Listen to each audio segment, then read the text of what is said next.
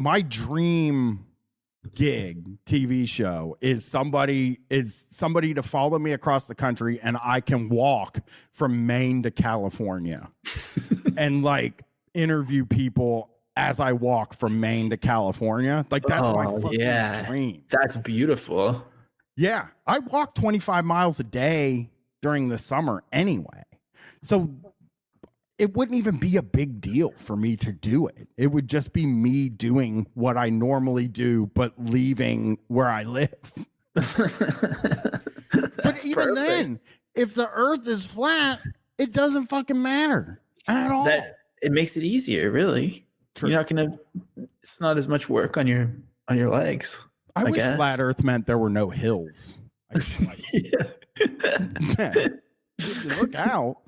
All right, here's Kyrie. You said you're joking, and then you weren't joking. So which is it? Okay. Good start. You know what it was. You fucking know. When he said he was joking, it was to get people to stop bugging him online. I've apologized before. You know, I've had to apologize. The only real way to fucking do it is to just be like, you know, I didn't mean it. I'm sorry. Yeah, exactly. And that's it. It's easy. Yeah. Don't say you're joking though. Like I think I was joking is bad. Sorry. Yeah. You said you were joking and then you said you're serious. Why didn't he just stick with joking and then sit at home and be like, the earth is so flat? He's in public. Well, I mean, hopefully after this, I'm done answering. Good. Let's clear it up for good. You never have to be asked again. For good. I mean, people are going to ask me regardless, but I think this is really funny because now he's in the same situation now that he was in 2018 when this happened. I mean, I'm just searching his name and the phrase flat earth on Twitter, and it's just constantly people are talking to this guy about being there's no living. He actually probably, instead of apologizing, he should have like tripled down on it and could have been like, he could have gotten like speaking gigs or something. He could have written a book. People dragging them into one of my dreams so his solution is simple. in his whole world is like quit and take 4 months of pay. I'm telling you all my hopes and dreams, I guess. One of my ideas. That's the power of the apology, really. It opens you up. And good morning to you. One of my ideas, good morning. One of me and Brett's ideas very early on was to make a website for Street But we Fight had a few people creating that distractions is for a the whole libertarian company. And you know, we had a where bunch we of people sympathizing where we with those just say people. that we're So we libertarians and it's felt got like, all you know, this it'd be better for info. We everyone would if these record a people just, if they couple, weren't like comfortable 2 here, or 3 if they fake just moved on. And so we're offering libertarian 4 months of podcasts, so that severance if for you those who click wanna the take the, link, we call it the jet it ski, would play and a then libertarian right off into the podcast, so that we could get hired to do libertarian conferences and then goof on them on stage.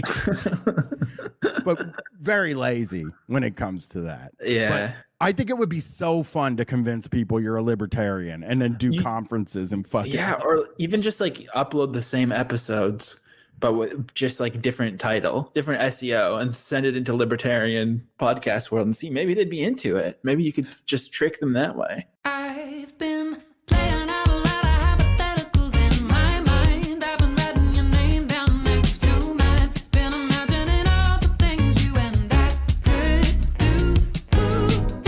I've seen all the possibilities in my dreams. You're alone when you should really be next to me. Baby, let's not wait and see. Immediate action isn't necessary.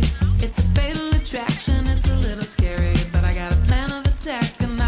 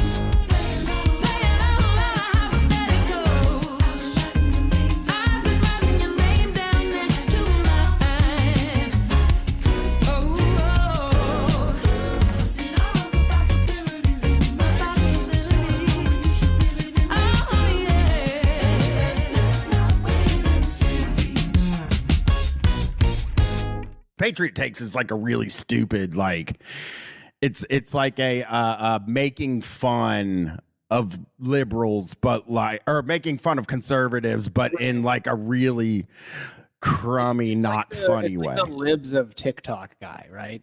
Like it's Yeah. No, it is it is there. It's like right.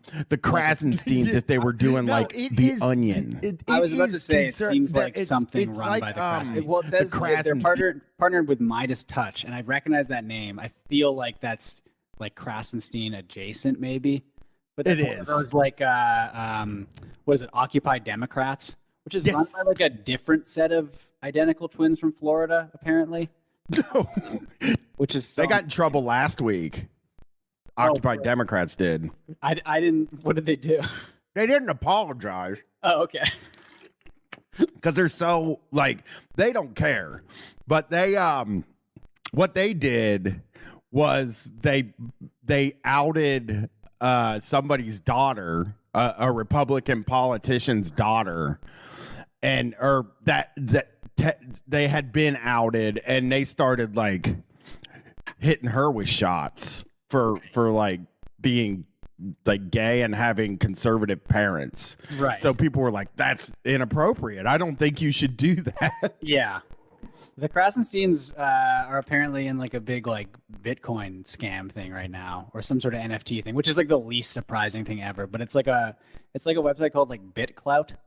And I've heard of it. that's their big thing right now. Yeah, I need to kind of delve a bit deeper into it because they really fell off the map the past like 2 or 3. Did they get banned from Twitter? Am I Yes. missing things? They did. Okay. Yeah, they got caught making extra accounts. Right, because they were like pretending they were like posting as their wives or something, which is so good. Oh, They were also, guys. I think they were also like responding to themselves, you know, where they were like, oh my God, Brian Krasenstein, you're fucking crazy for that one. And it's like him doing it. Yeah.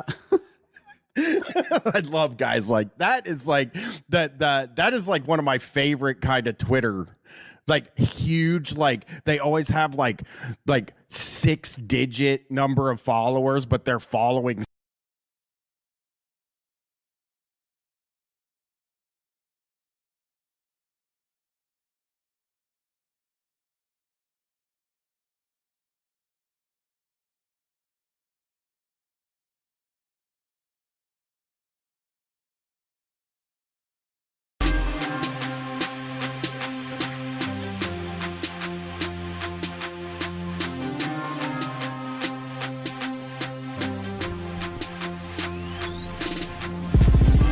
Hello, Street Fighters. It's Wednesday night, time for Street Fight, 6 p.m. Eastern Standard Time every single Wednesday night. We're here and ready to hang with all y'all. No calls this week, no calls on Wednesday.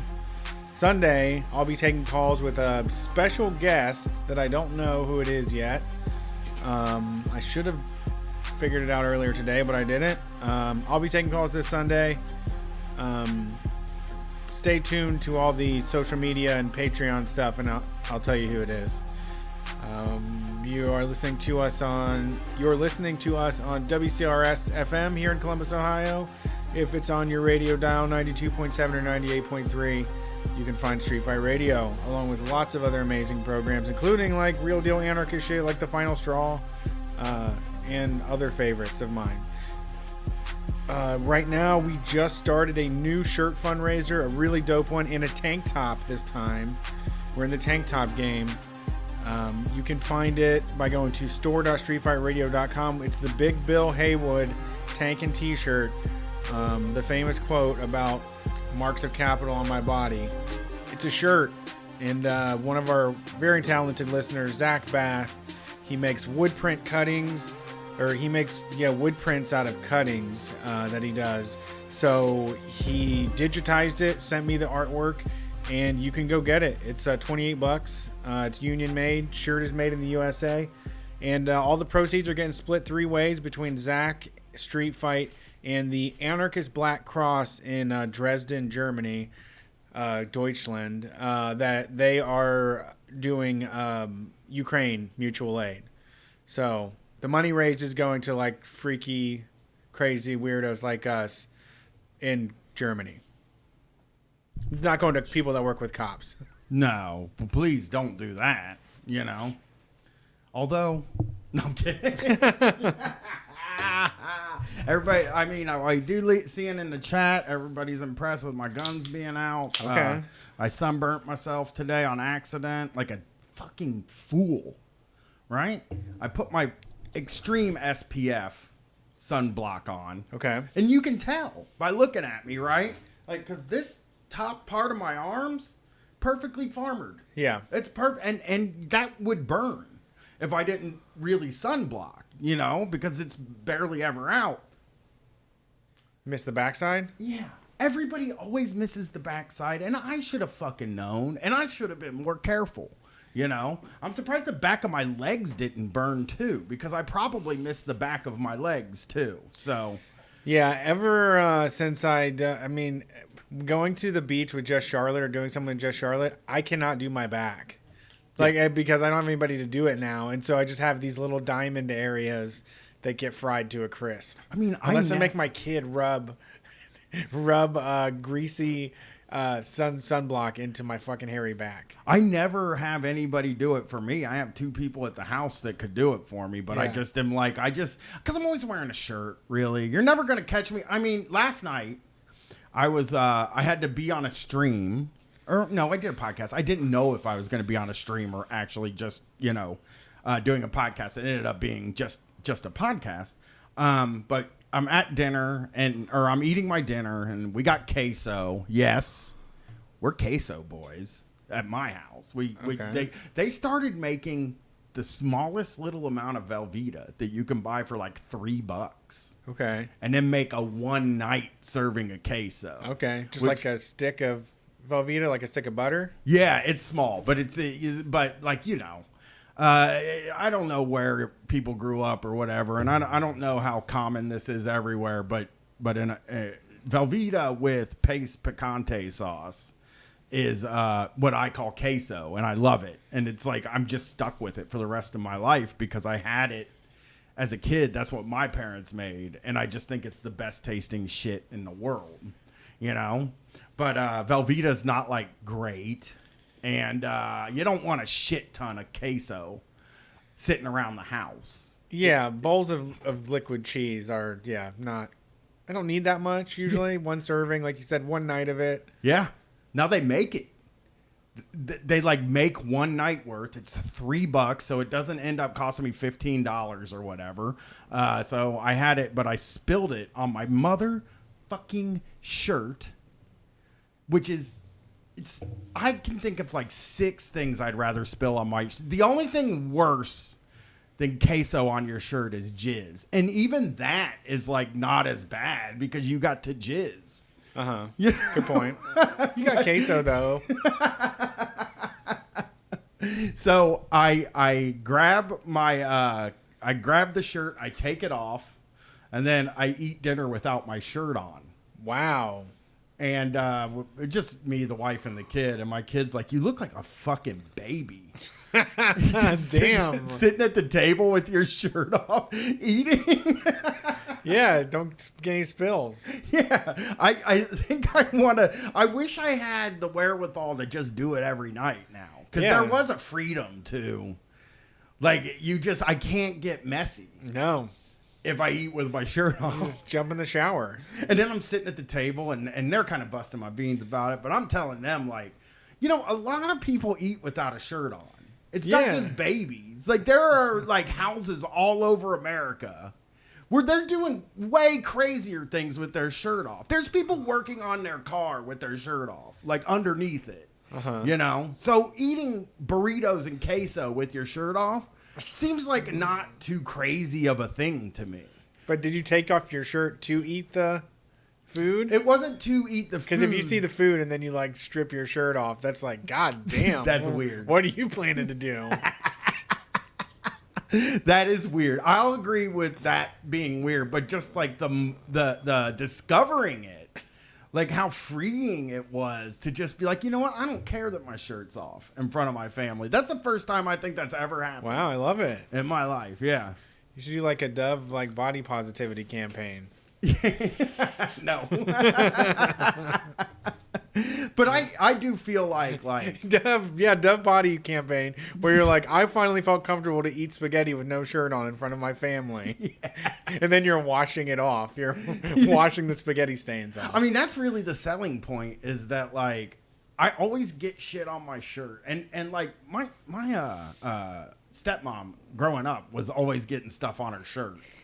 And like would be mad about it though. She would be like, I always spill something on my shirt.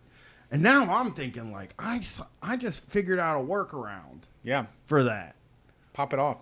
Or just take the motherfucker off. If you're eating something sloppy, I think if you're eating like, you know, if you're eating like regular food that's not like spaghetti or queso or something crazy like that, you leave the shirt on. But yeah, one of my buddies in DC, he never wore a shirt unless it was like legally required. Yeah. And even then, he'd probably try to get away with it. Yeah, you know, he would go run into gas stations and stuff, and then be like, "I can pay. Why don't you tell him? Don't worry about my shirt. Just let me pay." Yeah, I don't know how you become a shirtless guy. I mean, I took a step last night. You're close. I mean, and like I think this all started like 2 years ago when I got this sleeveless shirt I'm wearing now, where I'm like, all right, no sleeves. That's a little cooler than having some sleeves. And then now last night, shit just busted open because it's so hot here, man. And like, I don't even see a lot of people shirtless out on the streets right now. I must be in like the wrong neighborhoods or something. Yeah, you don't live in a shirtless neighborhood. Yeah, everybody's wearing a shirt out there around my neighborhood. And even downtown, I walk downtown, everybody's wearing a shirt. Everybody. And it's like, today's the day, man. We gotta seize the day. And okay, Psychic Gasoline has a good suggestion. Maybe I start taking the trash out at night without a shirt on. Oh, yeah. As like a build. Right. You know what I mean? Yeah. Like you start eating dinner without a shirt on. And then the next day you eat the dinner and do the dishes without the shirt on. And then you're taking the... But I don't know. They'd probably kick me out of the neighborhood if I did it. Yeah. So, you know. You bring the property value down? Yeah. Yeah, I mean, you guys, I wish I could explain to you people how crazy this is because I swam with a shirt on. Like, a lot of times growing up, I remember one time my dad took me and Jason to a water park, like as a bonding exercise or something. Uh-huh. And I was like 14, and I would not take my shirt off, so I kept getting stuck on the water slides. And then they'd have to come and like help me. I'd be get the hook.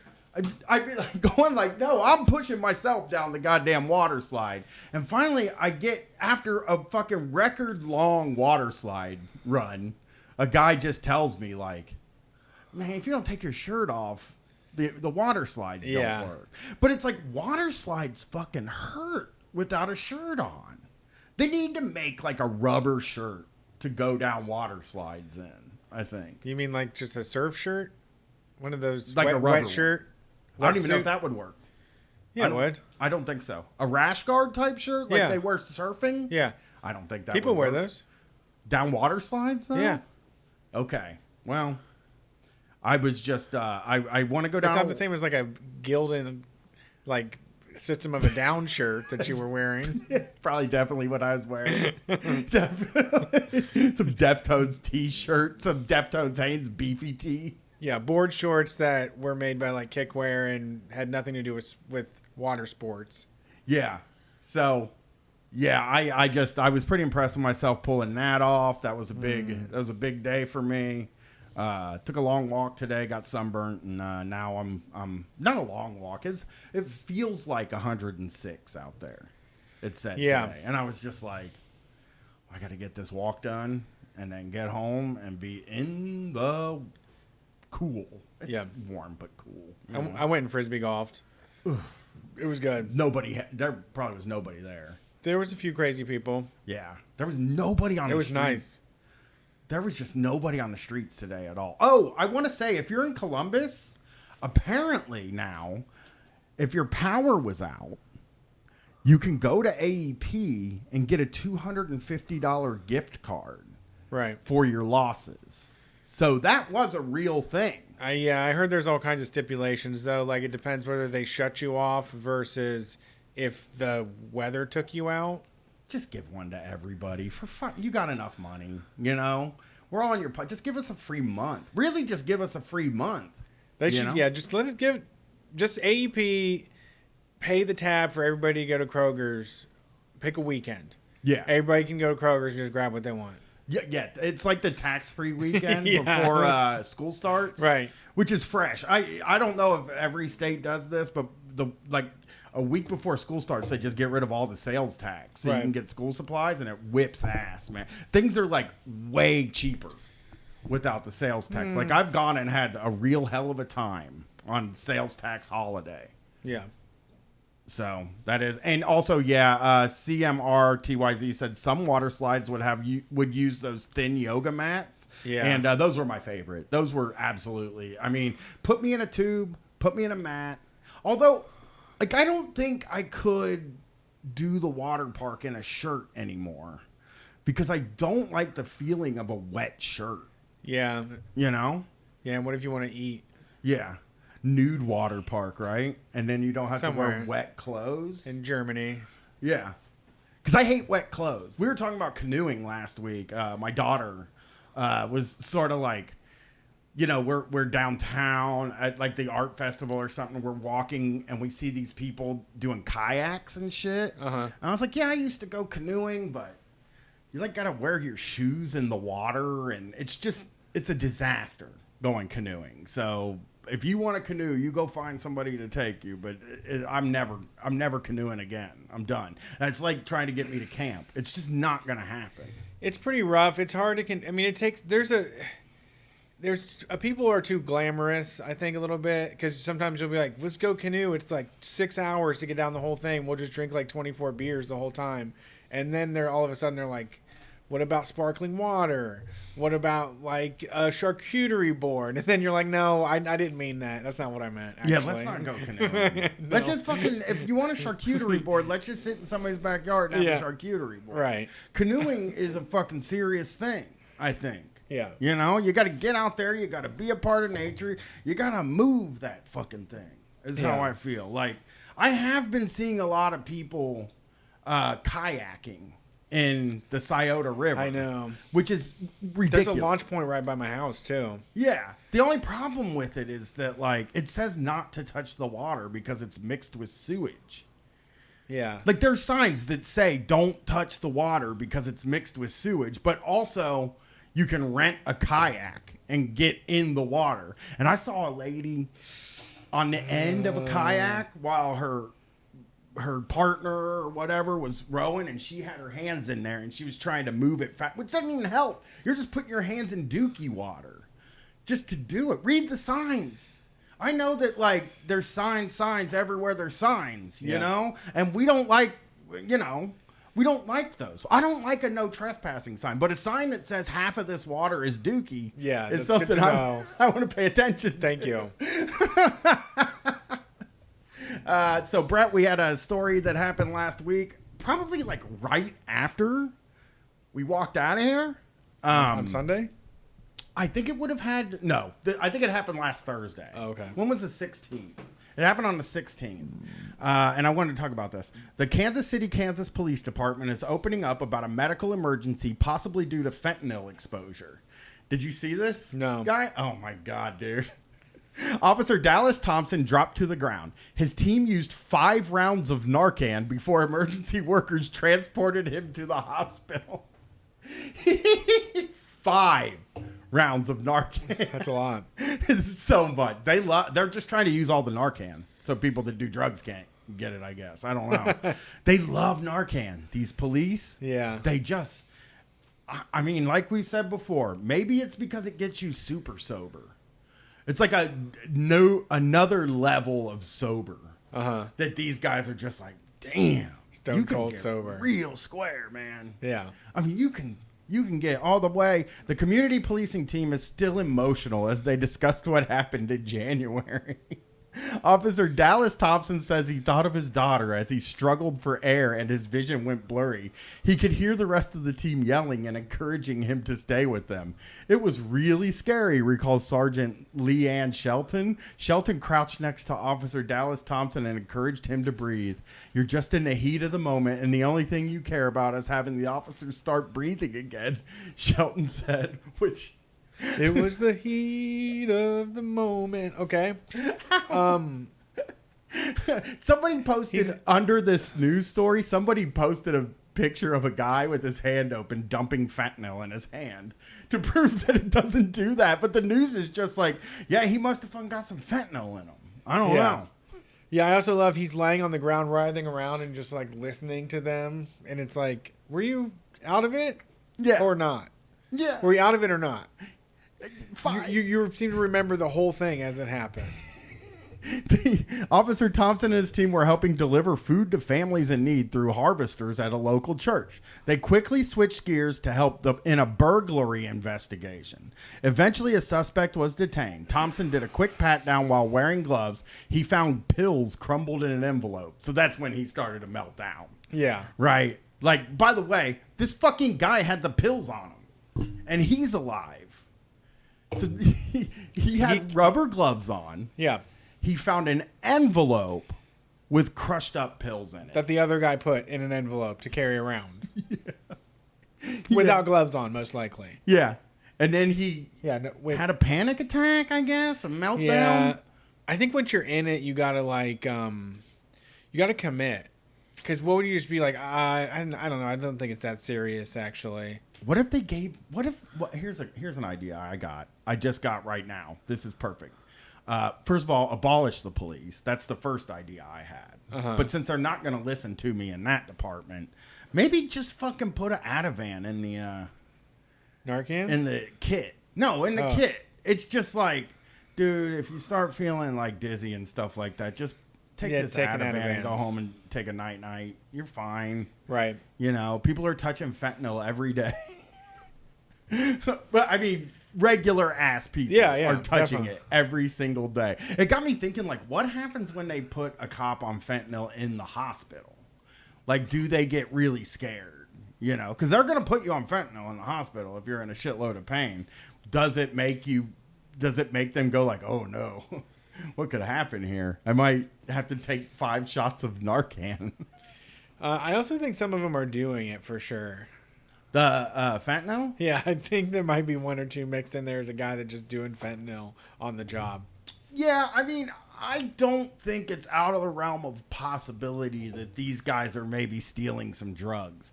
I just find it, like, they are very clearly freaked out by this stuff. Oh, for sure, It's very clear that somehow they got in their head. Yeah. Convinced themselves, yeah. That it's like some airborne pathogen, right? That terrorists are firing at them and stuff. Like, I think it's like really a fundamental misunderstanding of what the problem is with the fentanyl overdoses. It's like not because somebody accidentally got a little fentanyl in their stuff. It's because they overdose, right? Because they don't know how hard it is. Like, how much fentanyl is in there. Yeah, that's what it is. So Officer Thomas and his... Okay, so anyway. It's just one thing that haunts the team. No one broke protocol or made a mistake. They were careful. An officer still landed in the ER. What happened next is told through direct interviews and body camera footage. The team describes as tough to watch. These guys are just congratulating themselves for saving a guy that nothing was happening to. They get hazard pay. They get bonuses. They get extra haircuts. They get donuts. It's rough. It's not easy to watch. You know the outcome. You know it's like watching a movie that you've already seen. You know how it's going to resolve, but it's still difficult to watch, said Captain Joseph Grazella III. Within minutes of removing the gloves, Thompson fell straight backwards and crashed to the ground. Nice. The team jumped into action. Seeing Dallas fall down like that instantly, I felt helpless. I felt like I was going to essentially watch my friend die, said Captain Grazella. Grazella remembers Dallas struggling to breathe and his bloodshot eyes. I've never seen eyes turn bright red before. It was all those blood vessels just struggling for air, Captain Grazella said. Nobody else. This guy was wearing gloves. Nobody else around them was in this situation. None. Not a single other person that's in the thing. Training kicked in. Grisella grabbed his Narcan and delivered a powerful dose of the nasal spray, which works to counteract opioids like fentanyl. Additional officers poured into the scene and passed their Narcan to the captain, too. Oh, the first doses didn't help. Grisella switched nostrils and eventually delivered a total of 5 doses to Officer Thompson, who confirmed he felt like he was dying. If this thing was worth $1 million, it's priceless to me now, Captain Grisella said while holding Narcan in his hand. They did 5 hits. 5 hits of Narcan. Officer Thompson let his team tell what happened that day. He doesn't remember much except struggling to breathe. He couldn't communicate. He remembers people yelling and encouraging him to hold on. His vision was blurry. He remembers thinking of his daughters and how he didn't want them to grow up without a father. He explains his youngest daughter still doesn't understand what happened to her dad. You weren't overdosing, my friend. No, he's writing a story. Yeah. This is like very movie-like stuff. This is like group improv class. Yeah.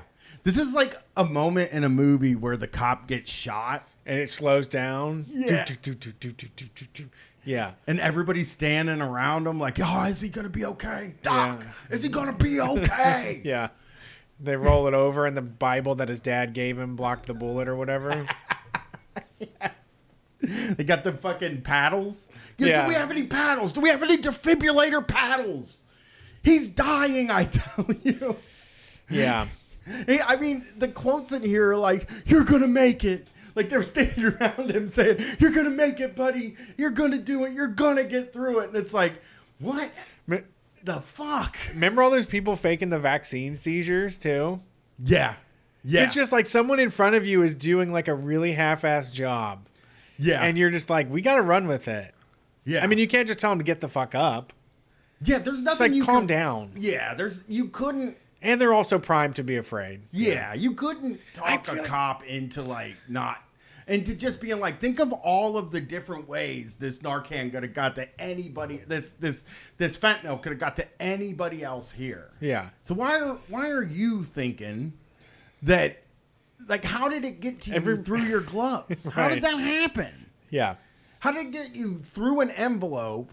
Through your gloves. I mean, the thing that the news, why won't the news ever say, how come the person that was doing the fentanyl didn't die? Yeah. Why not ask that question? Right.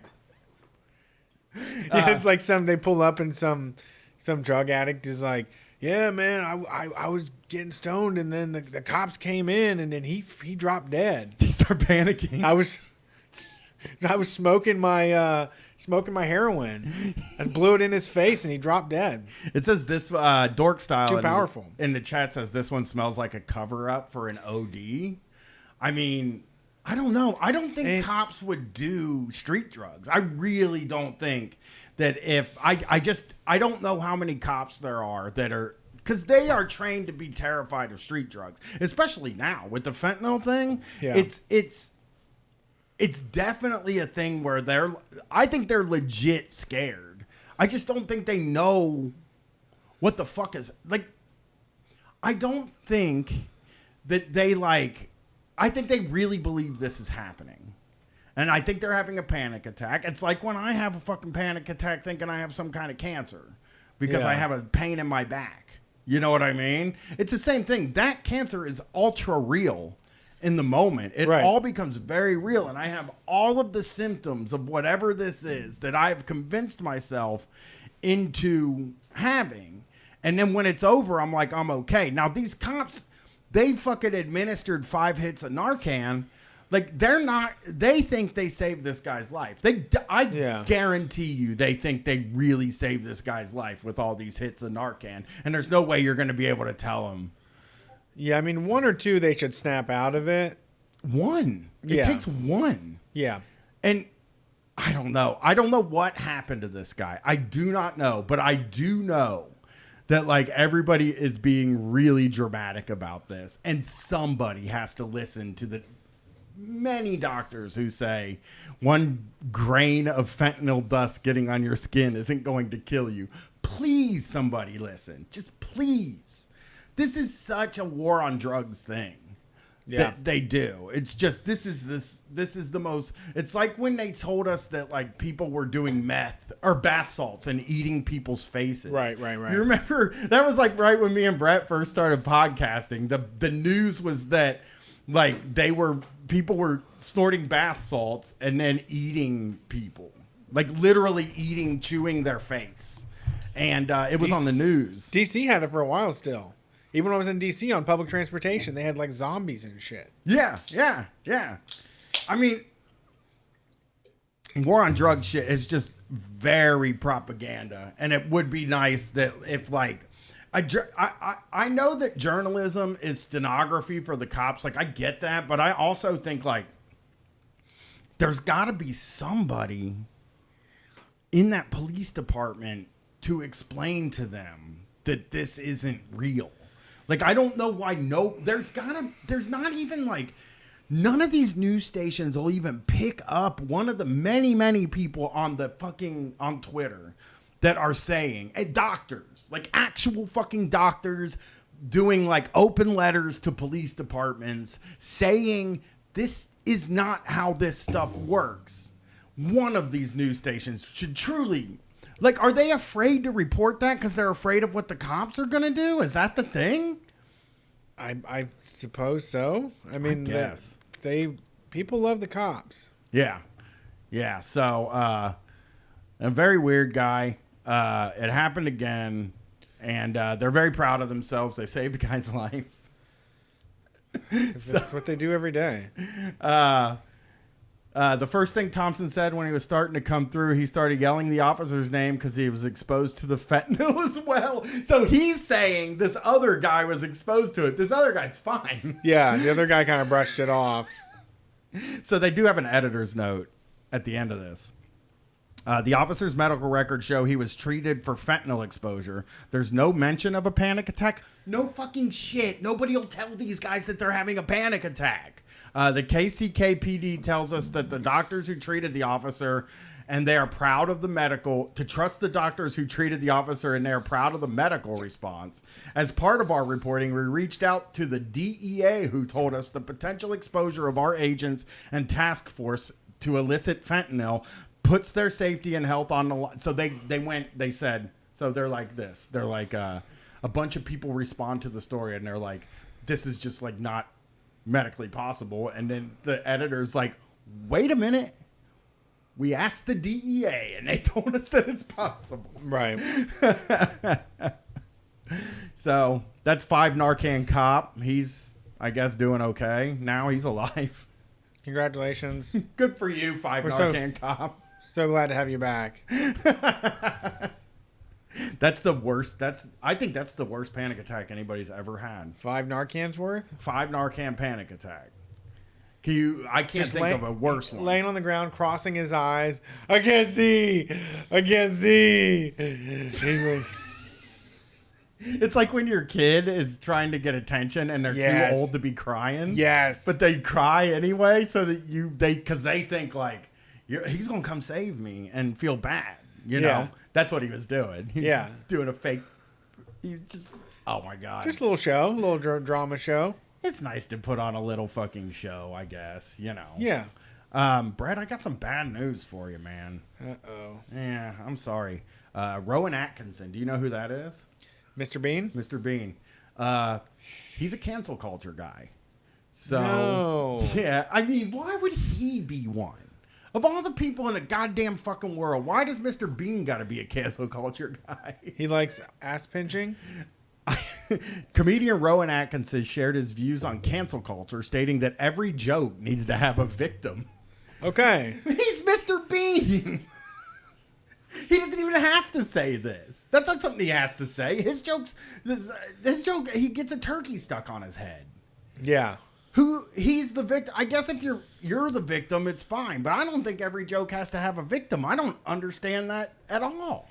Yeah, I don't see that. Doesn't really shine through in his work.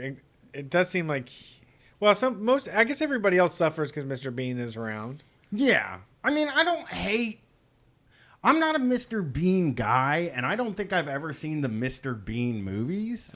But I did think he was kind of low-key hilarious when he would show up on like a quick skit. You know, I don't know if I could sit down and watch the whole Mr. Bean movie. 90 minutes of it. But when he rolls in for like 90 seconds and like falls down the steps or like, you know, accidentally gets his clothes ripped off. I don't know what else he does. You know, I grew up. Yes. Yeah.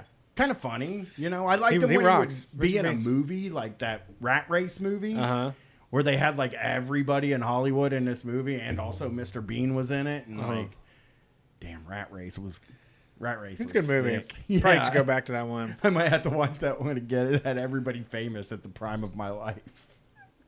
Speaking to the Irish Times, Atkinson discussed his definition of comedy, noting that offending people is part of the performance. Not his performance, though. That's the thing about this. It does seem to me that the job of comedy is to offend or have the potential to offend.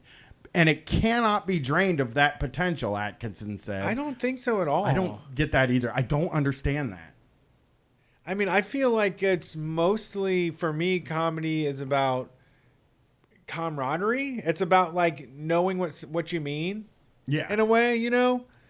It's like sharing I don't know, opinions or ideas that a lot of people, I don't know. I think what's my theory of comedy? Well, I don't think comedy has to be like victimless or anything. I didn't say that, yeah. I think you can goof on people and stuff like that. And I'm also not even yelling like, I don't know. I think that comedy offending people is, I don't know if it's necessary, but I also don't know if it's something that like needs to be completely stamped out. You know, I don't mind if people are offended, and nobody's stopping comedians from offending people either. Yeah, and we've also come to the point where, like, I mean, you're looking at Dave Chappelle. He's getting to the territory of like Steven Crowder, where it's just like, I'm not a comedian. I'm a comedian that like is going after one demographic of people. Like, what's funny to me is being fucking cruel to this group of people. Not like I have a funny thing to say, you know, not that there's a funny observation I have that I want to share and I move on, you know? You're allowed to do that. Yeah. You're allowed to say some shit if you want about anything. It's targeted. It's spending... It's J.K. Rowling just constantly talking about real women, protecting real women, and being ugly and mean to people that the whole world is ugly and mean to. Yeah, I agree. And again, there's like, already a victim. Like, you're jumping in. Yes, you are jumping in. You're jumping in on somebody else, on a victim. Yeah. Yeah, you've seen something happening, and you are a part of that thing happening. No matter what you think, like, I know that J.K. Rowling probably doesn't think she has any power or whatever, but she is like a part of that. Yeah. You know, she's a part of the problem here. She's got a piece in there, and like, I think that like, I'm not a guy who, I don't think anybody shouldn't be allowed to work, and I don't get offended by things that people say, but I do think that it's perfectly normal if your joke is supposed to have a victim, if your joke is supposed to offend, then you need to be prepared for the fucking fact that somebody's going to be offended when you tell your joke. You can't say jokes have to have a victim, jokes need to offend, and then when people are offended, be like, I can't believe people are offended. This is fucking horrible. And again, we're fucking talking about Mr. Bean right now. Yeah. Not even like a guy that doesn't even have to worry about getting canceled. I don't think. A guy that dances with an upside down mop in a broom closet. Yeah. Yeah.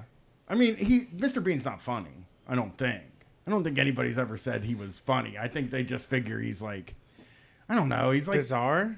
Yeah. Like he's like a holdover from a different time. From like vaudeville.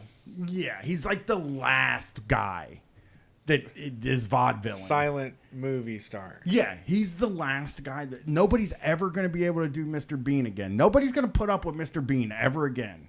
We can't have another Mr. Bean, you don't think? I don't think so. I don't see people like taking years of like mime classes and all this stuff so that people have to so that people can watch you for an hour and a half, like make faces.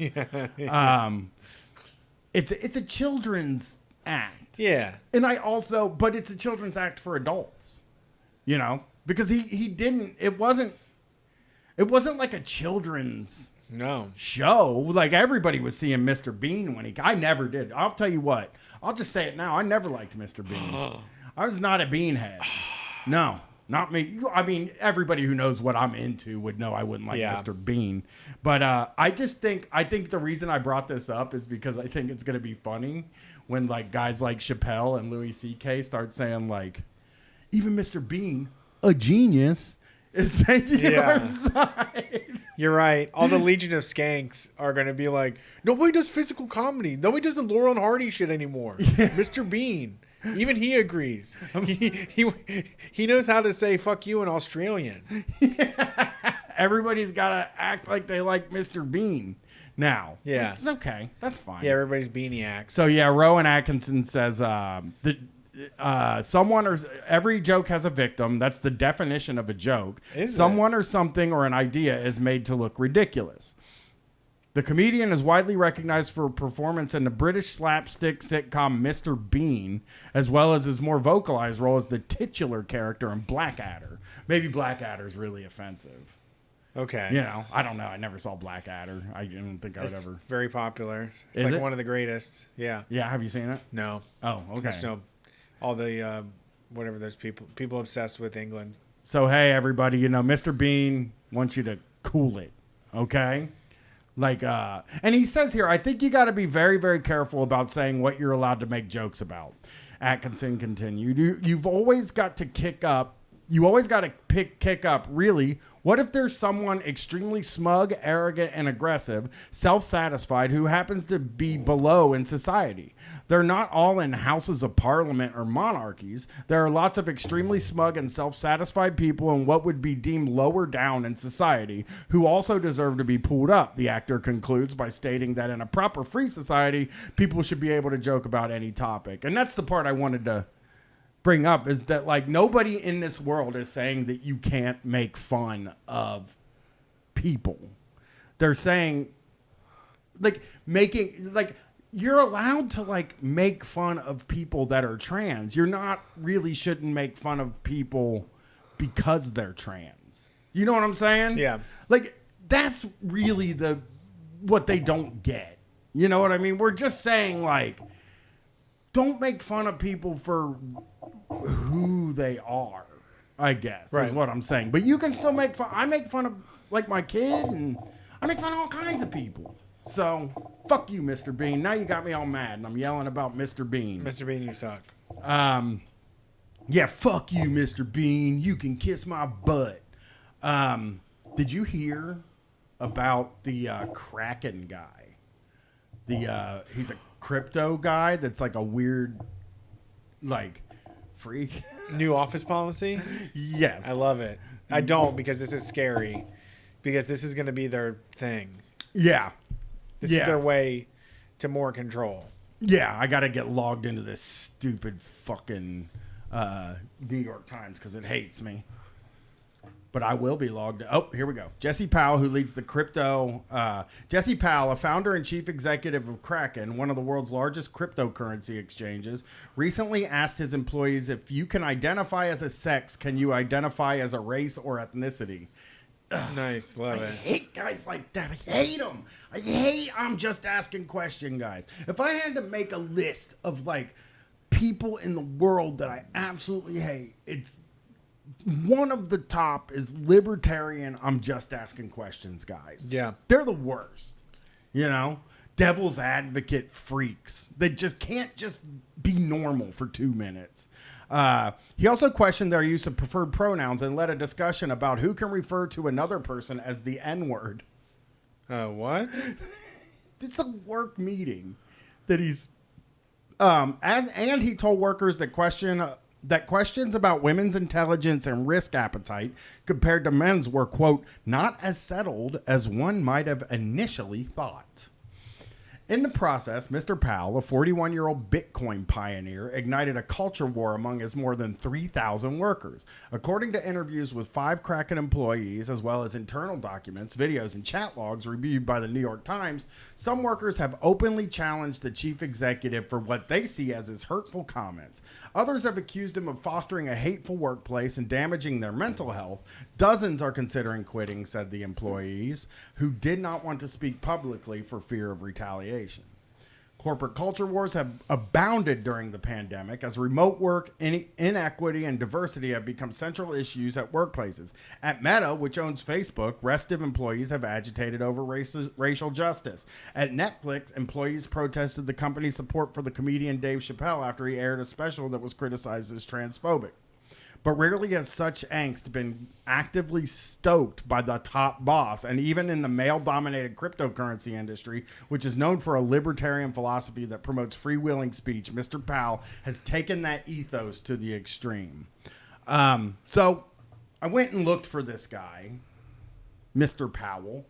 And you're not going to believe this, but he was on Fox News. Mr. Just Asking Questions guy decided to make an appearance on Fox News. So I am going to bring that up. And I would love him to be on screen, Jason, if you can get this guy on screen, because he looks exactly like you would think he looks. If you can't, don't worry about it. Just Google him. He's a freak. Yeah, I do have a Google sheet. I'm opening him up right now. I got some sheet going on. All right, here we go, everybody. We are going to This here's the queen of my check out the Kraken guy. Here we go. Okay. Here it comes. And I flubbed. Flub. I turn everything down because I don't want it to come through. And because before the show, I was looking at videos of people farting and shitting their pants.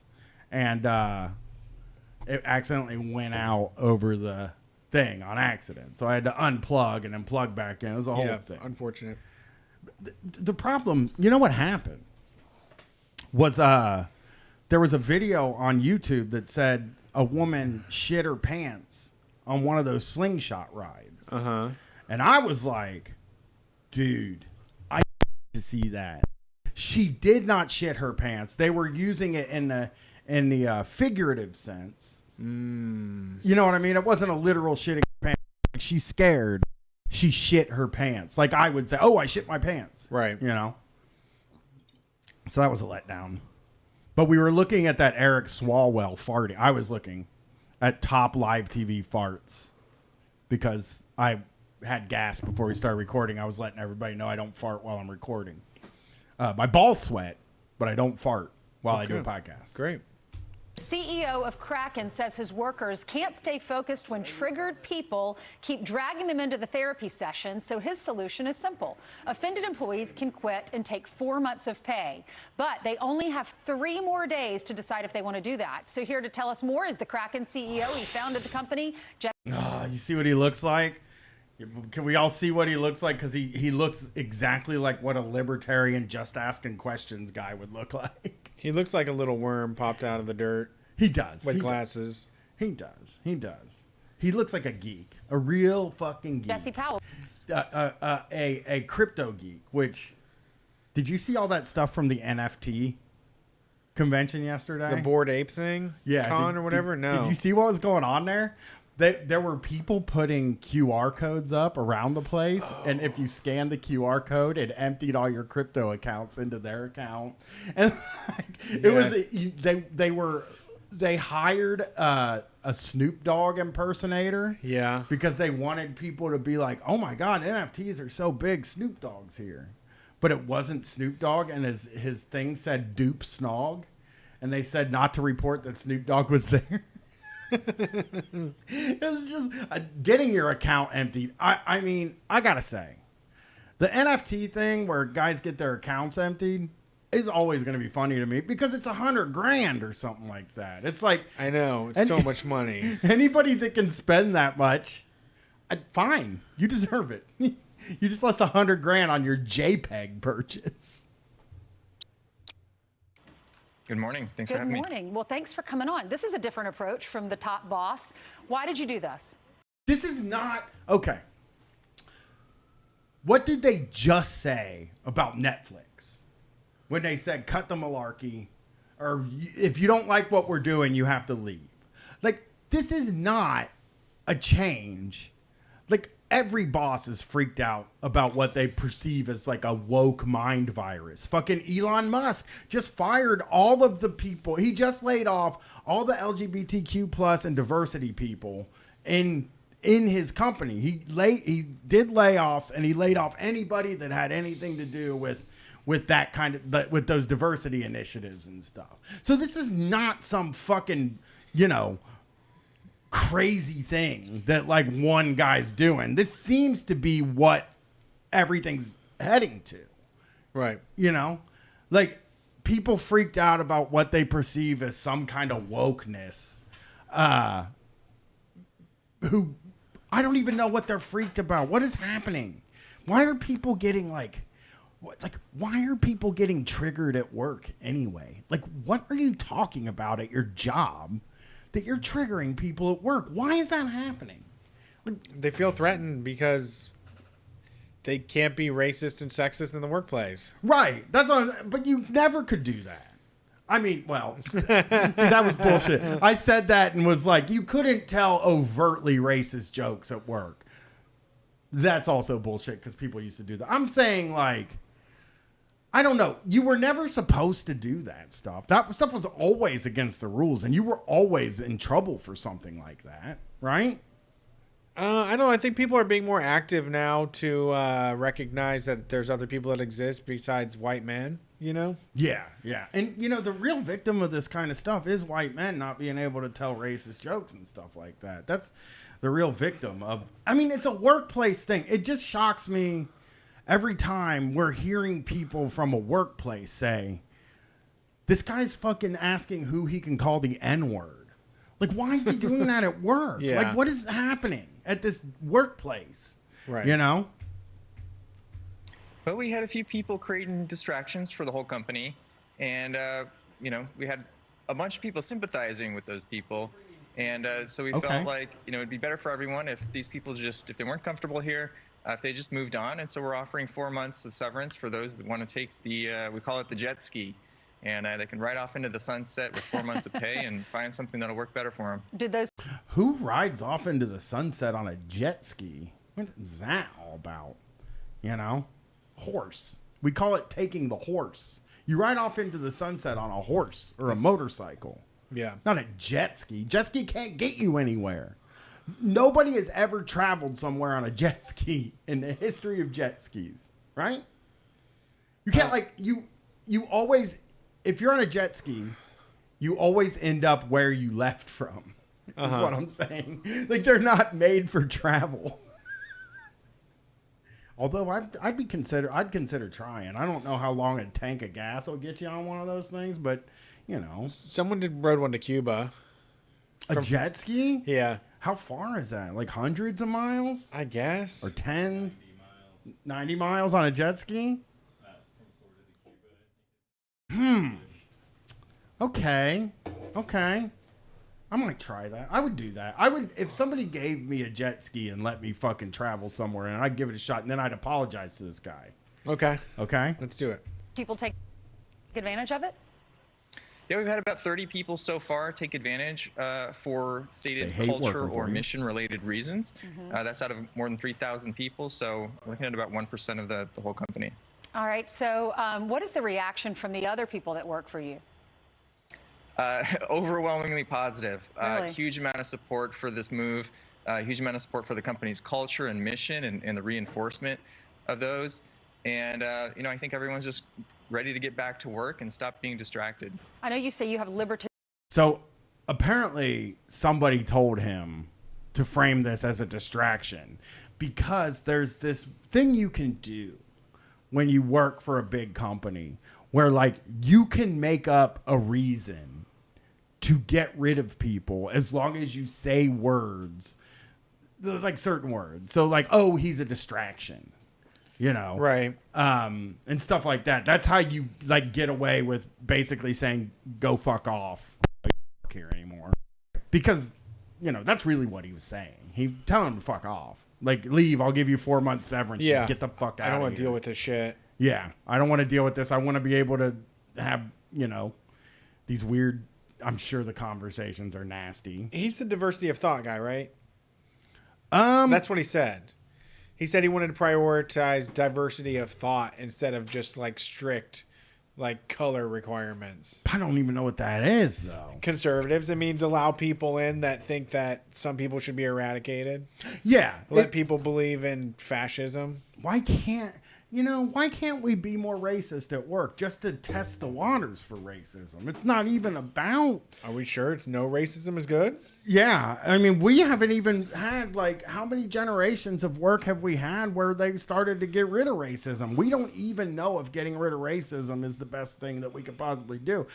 I think productivity could also come with more racism. Nobody's thought of that, have they? Distraction. That is the kind of shit I used to get written up for all the time when I was being a pain in the ass at work. Brian's being a distraction again. Yeah. I was always a distraction. I was an incredible distraction at meetings. My daughter, as a matter of fact, in 5 minutes is at her first staff meeting in her life. And you know what I told her? I was like, get ready. Because everybody's going to have questions, and it's going to be the most annoying thing in the world. Lots of questions. That's what a staff meeting is. It's like everybody can ask 75 questions. Shit keeps popping. Sorry. Ready to get back to work and stop being distracted. I know you say you have libertarian values, but what specifically do you believe? Yeah, so I think the whole crypto industry is really rooted in libertarian values, and that's why we hate you. That's why so many people hate crypto. Oh, did I mute? I muted. Principles of sound money, personal autonomy, the right to transact, the right to free speech, the right to not have somebody else impose their views on you. I think we've gone a long way. The company's gone a full decade without having this kind of a problem. All right, I want to give one thing first. I don't know what the right to transact is. He's saying you have the right to buy stuff. You have the right to transactions. You can do several transactions a day. It doesn't matter. We should have the right to transact, which is something I've never heard. Diversity of thought is interesting because he seems to have decided he needs to get rid of everybody who thinks differently from him. Right. So that doesn't seem true. I think it was just really in the last year in the crypto boom when we had, I think, people that weren't so much aligned with the original mission come into the space. So I know you said. What was the original mission? Like racism? The original mission had a significant amount of racism involved with it, and then these people joined, and now they're getting rid of all the racism. They're trying to get rid of the racism. The original plan was to make a bunch of money without queer people involved. Yeah.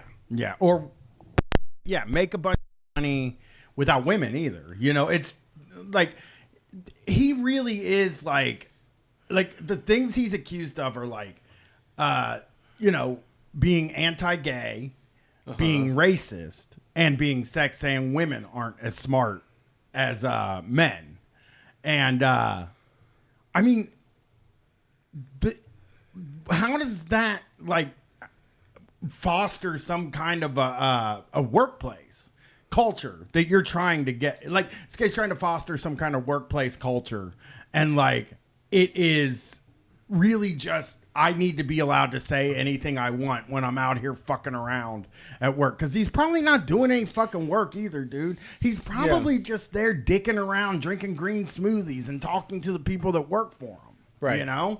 That's all he's doing. He's not fucking working. And he's just, he has a clubhouse called The Office that he can go to, and he can fucking say anything he wants and do anything he wants and then tell everybody what to do, and he can leave. And when people didn't like some of the things he said, he fucking melted down and said, fine, you can all quit. Yeah. Because I can't fire you. Stop being a distraction. And I can guarantee the people who decide to stay are going to get treated like shit too. Like people who are like, well, I think what you said, because I think what I think is the most likely thing to happen is that most of the people that work there are going to, that were even like kind of offended by the shit he said, are gonna stay, because like really in the grand scheme of things, like even when people are offended by like a joke or something like that, they like don't quit their job or run away from it forever. They just say, hey, I didn't like what you said, and that is fucking it. That is what it usually pans out to be. Yeah, there's no Marxist police force that is arresting people for what they say. Yeah. Yeah. So I don't know why it has to why is this conversation happening? And if not just because, like I said, this guy his clubhouse got invaded by people who didn't think the same as him, and now he wants to get rid of them. The crypto is rooted in dangerous ideas like free speech.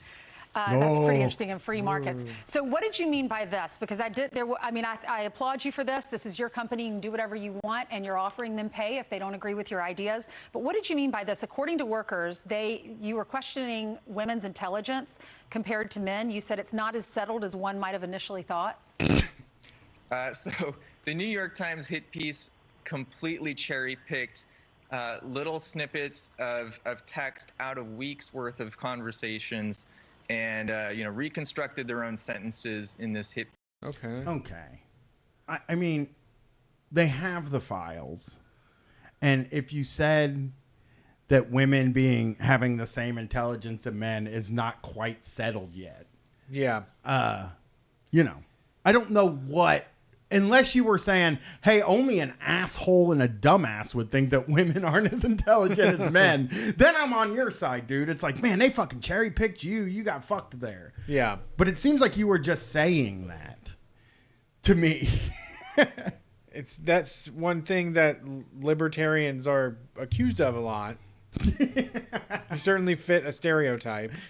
I mean, guys that say they got cherry picked, but they're like using the N-word or something. Like right. That happens all the time. They cherry picked like Donald Sterling.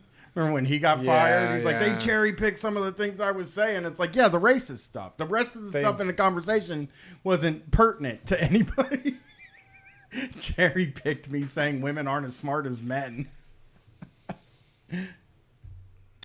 And it's just a complete misrepresentation of what actually happened.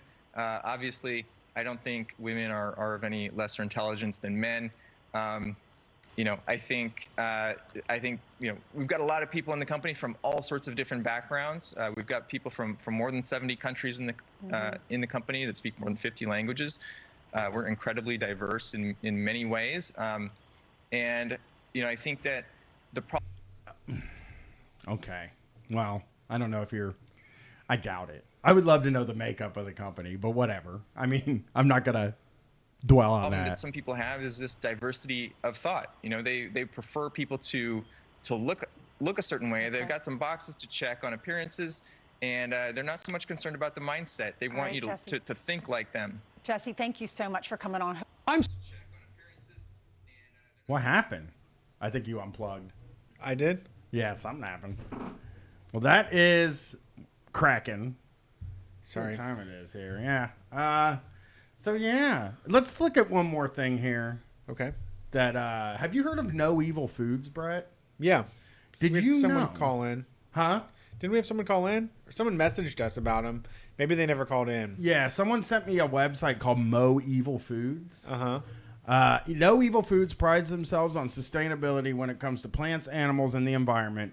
But when they got news that their workers had started to organize a union, and this is a bullet point list here, hired the services of a union avoidance law firm, plastered the production facility with vote no posters and anti-union propaganda, held several mandatory anti-union propaganda meetings multiple times per week, exploited fears of sexual harassment, job insecurity, union dues, and union corruption, and targeted union supporters after the union effort was crushed.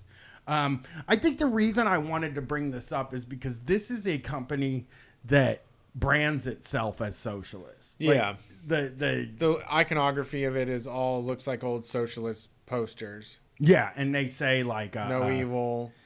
They're one of those like we care about everything except for our fucking people that make the food type vegans, you know. And the Zapatistas had to tell them not to name because they had like a thing named after like a Zapatista or subcommandant Marcos or something like that. They had to tell them not to do it. They like they've been called out a few times by different socialist organizations. And so just a little over a year after the union drive, No Evil Foods fired the entire production team without any warning, gave workers a letter of recommendation and a flyer for an upcoming job fair in Asheville. That's brutal, man. That's hardcore right there. Hey, man, there's a job fair coming up. By the way. Get out of here. You get a job. Skedaddle. They refused to pay workers their accrued paid time off, which I believe that. Refused to give workers any kind of severance pay, and immediately terminated health care benefits and outsourced the production jobs to a third-party co-packer with ties to the meat industry to cut costs, which that's another thing when you're running these like sort of vegan gimmicks. You don't want to be working with the meat industry. You'll be contracting to pay the meat industry money. Yeah. So the Huffington Post wrote about it. They talked the talk, but they didn't walk the walk. A self-described socially conscious vegan food manufacturer. Oh my God. The ads on the internet these days, guys. It's getting out of control. It's out of effing control. You open up one window and 8 ads come up, You're trying to fucking click the little X, but you can't find the goddamn X. It's just too much.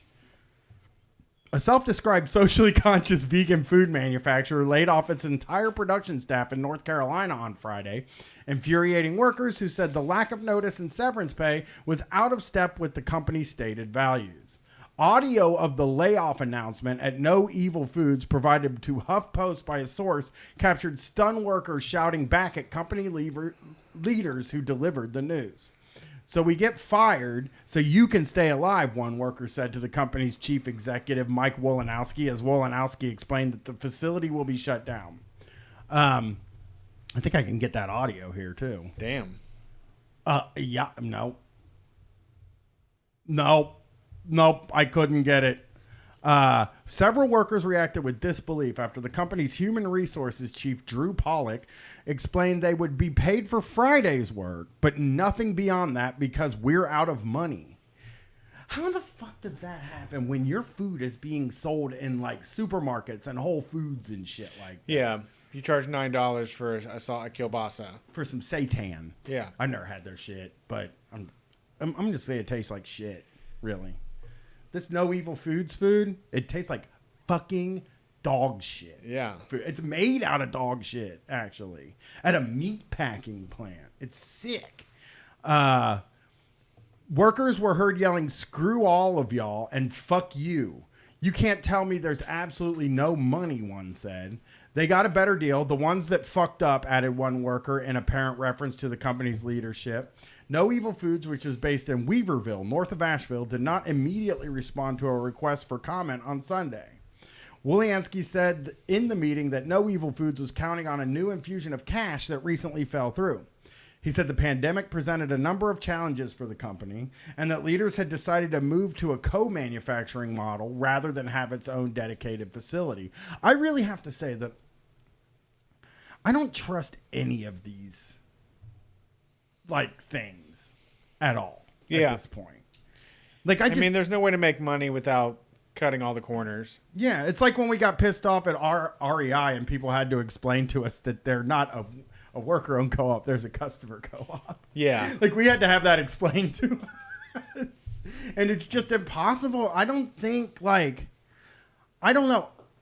I wonder how possible under this system that we're in is it to even run a business that's not sleazy? You know what I mean? That's not I don't know. It feels like once you get to a certain size, you just abandon all of that. Yeah. You just decide none of this is important to me anymore. I don't care. I'm not trying to make an impact. I'm just trying to make a bunch of fucking money. Right. And I don't care who I have to run over to get it. The other situation the company has essentially run out of money and we're now really forced to make some really big, really difficult changes, which is also like one of those things they always say they're difficult. This is very difficult for us. And it's like, yeah, you fired me. I can't get any money now out of you, severance or anything. Mike Rapier, one of the workers who spoke up during the meeting, said in an interview with HuffPost that the company's leaders deserved all the back talk. No Evil Foods describes itself as a purpose-driven food manufacturer seeking to address food insecurity, economic justice, and climate change through plant-based options. Some of its products make cheeky nods to socialism, like the chicken-free Comrade Cluck. Ugh. Well, I mean, Comrade is not just a socialist for, but that's what they're shooting for. Yeah. Rapier said the company leaders often spoke about the workforce as a family. That's why Rapier, a production employee, expected more than a recommendation letter and a leaflet about an upcoming job fair. That's fucking cold-blooded to hand out the job fair thing. Cold-blooded. We would have big monthly meetings about core values and family and respect and save the world, said Rapier, who added that he did not make the audio recording. They preached all of this stuff, but when it came down to it, they were very, very cutthroat. Companies generally are not required to provide severance pay unless a contract requires it. Sometimes employers are required to give 60-day notice or more under the Worker Adjustment and Retraining Notification Act or similar state laws. But the mass layoff at No Evil Foods appears to be small enough so that the law does not apply. They estimated there were between 30 and 50 workers laid off Friday, though he had said that others had been let go earlier in the year. This is not the first time workers have accused No Evil Foods of not meeting its socially conscious image. The company pushed back hard against the union drive last year, holding captive audience meetings and urging workers to vote down the effort with the UFCW. When audio of those meetings were posted to the internet, the company made legal efforts to have them removed. Can you imagine the panic that happened at the company when the video showed up? Like that, I would have liked to have seen. Yeah. We're going to go call the fucking lawyers. Have them take it down now. Fucking probably called everybody in and yelled at them and said, whoever did this, we're going to fucking find you. Yeah. So it's time to take it down. So, yeah. The company fired 2 workers involved in the organizing effort, claiming they had violated the facility's social distancing rules. Nice. The 2 workers, John Reynolds and Courtney Roach, accused the company of illegal retaliation, and an NLRB general counsel pursued a complaint. As Jacobin recently reported, No Evil Foods settled those claims by paying $20,000 to Reynolds and $22,500 to Roach. That is a nice little thing if you can afford it. Is just go to a place and if you get fired, just get 20 grand out of them. Yeah. You know? Seems like a move. Sue them. Get fired and then sue them. Yeah. If you have the chance to do that, do that. So, yeah. Fuck this. Fuck No Evil Foods. Don't buy their shit. They suck. Does it suck? For real? Have you It tried doesn't suck. It's good. It sucks. It's made out of poop. Brett was telling me before we got in the air, that stuff tastes like fucking poop. You heard about the Healthy Harvest thing, getting people's organs removed? No. What happened? Daily Harvest. They had Oh, no. I did hear a little bit about that. Yeah, that some people are going to the hospital over it. And Daily Harvest hasn't really done anything about it. They haven't really made a big announcement or anything. They have a link in their bio. I mean, you don't want to make an announcement. And if I'm making food and people are getting their organs removed, I don't really want to make that announcement. Yeah, you know just what I mean? Hide, just gonna bury your head in the sand. Yeah, I send a piece of mail to everybody that got the organ removal stuff and just like not mention it. Hey, could you? Here's some free meals. Yeah, could you please not mention that you had to get your liver removed? That's a crisis there. Yeah, and it's weird because like when you think maybe I'm an idiot, but when I think of vegan food, I feel like it's like almost impossible to sort of get food poisoning from it in a way, in my opinion. No. I know that it's not impossible, but it's so much less likely than meat and shit, you know? No, it's not food poisoning. It was mold. There was mold in the lentils? Yeah, so the way they were like pre-cooking them or not vacuum sealing them tight enough, it made a mold grow that fucked people up. And so then so the people then started saying, hey, this happened to me. And then they were just like, we'll put a link in our bio. Yeah. To tell people to watch out for them. Is their display name on Twitter like link in bio? Like check the link in the bio if you have like diarrhea or something? Like, is there anything that points you to the bio? They made a post on Twitter. Okay. Hey. Let's see. Okay, yeah, it's in the bio. An important message regarding our French lentil and leek crumbles. It's in their bio. I don't want food ever delivered to me. Not that I think it's like any less safe than buying it at the grocery store. I just feel like, I don't know. This They're calling it a voluntary recall. Oh yeah, because the latest update on our voluntary recall. But didn't people have to scream at them to get it to happen? Yeah. Is that what happened? Yeah, that sounds about right to me. Well, that's Street Fight. That's the show. Thanks for listening. We appreciate it as always. And if you want to support what we do, head to patreon.com/StreetFightRadio. We've got some new bonus material in the works right now. And also, you'll get access to the 20% off code for the t-shirts. So if you want the Big Bill Hayward tanks and tees, they're at store.streetfightradio.com. And if you want more audio, head to patreon.com/StreetFightRadio. We'll see you on Sunday. I'll be taking